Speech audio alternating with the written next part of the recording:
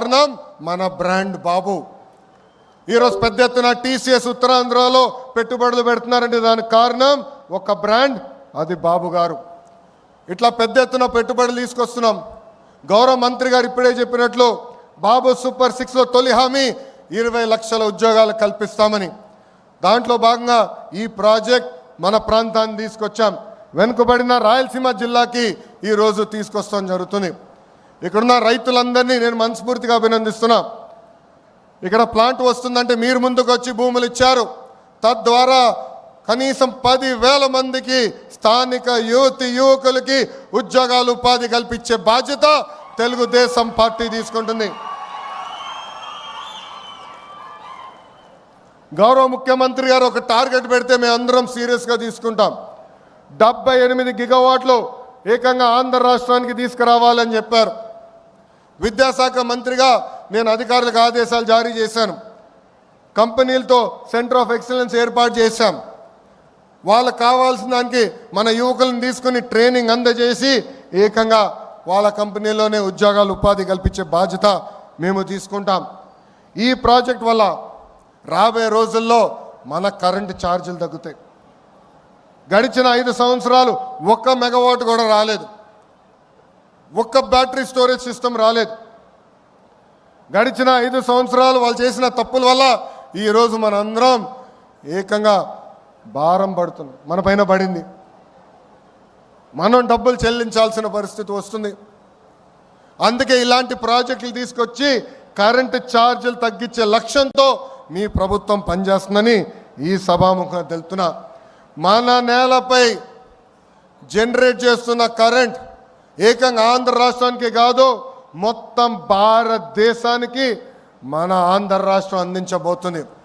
గౌరవ ప్రధానమంత్రి నరేంద్ర మోడీ గారు ఒక విజన్, ఒక సంకల్పంతో పనిచేస్తున్నారు.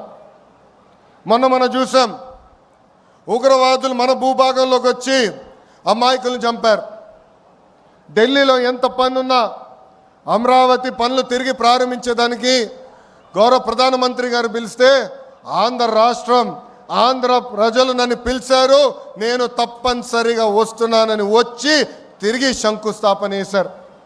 ఆనాడే గౌరవ ప్రధానమంత్రి గారు ముందర నేను చెప్పా, ఆంధ్ర ప్రజలు కోరుతున్న అన్ని కోరికలు గౌరవ ప్రధానమంత్రి గారు తీర్చుకుంటూ వస్తున్నారు.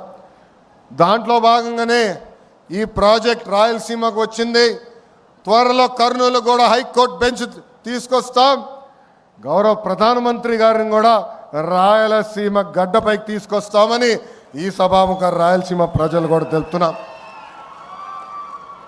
గడిచిన 5 సంవత్సరాలు రోడ్లు కాదు, రోడ్ల పైన పడిన గుంతలు కూడా రిపేర్ చేయలేదు.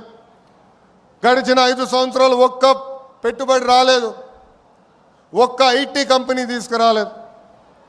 పొద్దున్న లేచిన దగ్గర నుంచి రాత్రి వరకు మేము అన్ని తలుపులు తడుతున్నాం, అన్ని గడపలు తొక్కుతున్నాం. దాంట్లో భాగంగా నేను డావోస్కి వెళ్ళా. సిన్హా గారు గౌరవంగా నన్ను భోజనం పెట్టి పిలిచారు. ఆ భోజనంలో ఆయన ఒకటే చెప్పారు, గడిచిన 5 సంవత్సరాలు ఎన్ని కష్టాలు పడ్డాం, కానీ ఈసారి బాబు గారు తిరిగి వచ్చారు, నువ్వు అడుగుతున్నావు, అందుకే నేను ఆంధ్ర రాష్ట్రంలో పెట్టుబడి పెడతా, ప్రత్యేకంగా రాయలసీమ ప్రాంతంలో పెట్టుబడి పెడతానని చెప్తాం జరిగింది. సిన్హా గారినే కాదు, టాటా సన్స్ చైర్మన్ చంద్ర గారిని కూడా కలిసాం. 3 గంటల సేపు ఆయన ఆఫీస్లో నేను కూర్చుని మాట్లాడా. దాంట్లో భాగంగానే టాటా ఎనర్జీ వచ్చింది, టీసీఎస్ వచ్చింది, ఇంకా అనేక పెట్టుబడులు కూడా టాటా లాంటి సంస్థలు పెడుతున్నాయి. ఇవన్నీ మీకు ఎందుకు చెప్తున్నానంటే, ఇక్కడ చాలామంది నిరుద్యోగ యువకులు ఉన్నారు, తల్లిదండ్రులు ఉన్నారు. ఒక లక్ష్యంతో మేము పనిచేస్తున్నాం, ఒక కసితో మేము పనిచేస్తున్నాం. అది 20 లక్షల ఉద్యోగాలు ఆంధ్ర రాష్ట్రానికి తీసుకొచ్చేదానికి. డిఎస్సి నోటిఫికేషన్ ఇచ్చాం, 16,347 టీచర్ పోస్టులు కూడా వచ్చే నెలలో భర్తీ చేసే బాధ్యత కూడా కూటమి ప్రభుత్వం తీసుకుంటుందని ఈ సభాముఖ నిరుద్యోగ యువకులందరికీ హామీ ఇస్తూ, నాకు ఇంత అద్భుతమైన అవకాశం ఇచ్చిన మీ అందరికీ పేరు పేరున నా హృదయపూర్వక ధన్యవాదాలు తెలుపుకుంటూ, ఇలాంటి పెద్ద పరిశ్రమలు వచ్చినప్పుడు ఆహ్వానించాలి, పెట్టుబడులు పెట్టించాలి. సమస్యలు ఉండొచ్చు, మేమందరం ఉన్నాం పరిష్కరించేదానికి.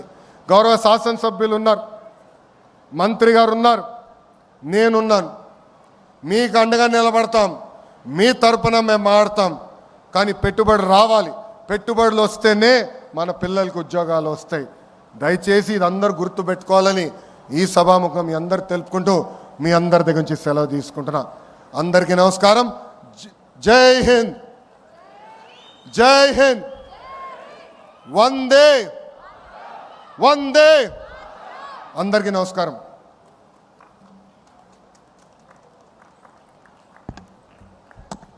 Thank you very much, sir. We are highly delighted to have a leader like you, and we know that we 100% shall succeed in all our vision and mission under your guidance. And now, to sum up this event, I would like to call Mr. Balram to please address as the vote of thank and conclude, and also talk about the books that we have on our table. So we're looking forward to hear from you.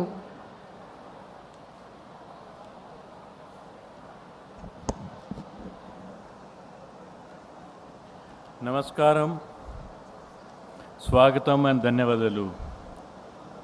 So Lokesh sir, I tried to speak in Telugu. ముందుగా రాష్ట్రమలో పునరపతి శక్తితి జీవం పోసిన గురువరణ్య ముఖ్యమంత్రి Shri Chandrababu Naidu. Then my friends told it's better to speak in English because the people will not understand whatever you are speaking. So, sir, first of all, I thank Honorable CM Shri Chandrababu Naidu ji, who has actually given a new lease of life to the sector. Sir, the industry miss you. We allowed the wind and solar to go waste for 5 years. You are back and industry is overwhelmed with your comeback. I want to thank Honorable Minister Shri Nara Lokesh Garu. Sir, thanks a lot for accepting our invitation at such a short notice. We are honored to have you, and I am sure we will finish the project well within time with your blessings. On behalf of all of us present over here, I thank Energy Minister, Government of Andhra, Shri Gati Rati Ravi Kumar Garu, taking time out of your busy schedule to be part of major step towards the dream of Honorable Prime Minister and Honorable CM Shri Chandrababu Naidu ji. And I thank Shri G. Jairam Garu ji. Sir, we need your support because we know without your blessings we can't complete this project. So we are expecting full cooperation from you. Appreciation to Mr. Kamlakar Babu, an advocate of renewable energy in Andhra. I thank local administration, district collector Dr. Vinod, the police, the other concerned officers. Sir, we are able to do this function at a